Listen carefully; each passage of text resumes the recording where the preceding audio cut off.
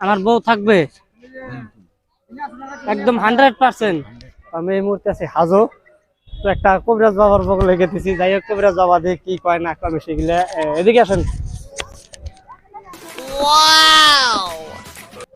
আসসালামু আলাইকুম গুরুজি, ভালো আছেন? এখানে কিসের ওষুধ পাওয়া যায়?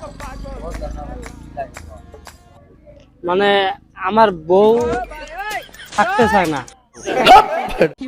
সেগুলার ওষুধ আছে? হ্যাঁ, সেগুলার মানে কোন ধরনের কি ওষুধ বানায় দেন? তাবিজ। আমার বউ থাকবে? কথা কি ক্লিয়ার না ভেজাল আছে? ক্লিয়ার। কত পড়বে? হ্যাঁ, 250। বউ থাকবে তো? একদম 250 টাকা। এটা কি গাছের দ্বারা বানিয়ে দিবেন নাকি বা জেল তুলের দ্বারা বানিয়ে দিবেন?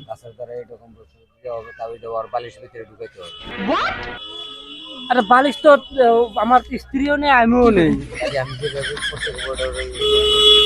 তখন মানে যে বালিশ আমার বউ নিব সেটা যদি আমিও নেই, ছুটিয়ে লাল করে দেবো নোংরা আমি বালিশ তো। আমি যেটা কইতে শোনা, হ্যাঁ বলেন। তাহলে ওটারে জ্বালাইতে হবে। জ্বালাইতে হবে তার মানে? আগুনে পুড়তে হবে।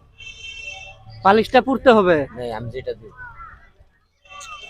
বালিশটা পুড়লে তো গাইল দিব।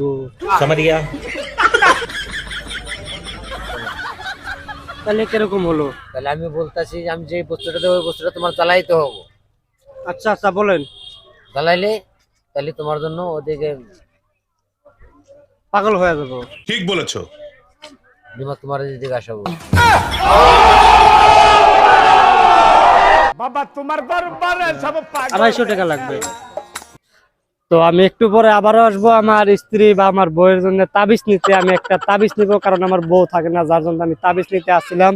তো আমি একটু পরে উপরে যাব, উপরে থেকে আসে যাওয়ার সময় আমি বাবার কাছ থেকে আবারও তাবিজটা নিয়ে যাব। তো পরবর্তী ভিডিও আবারও দেখাচ্ছি, ওই ভিডিও পর্যন্তই।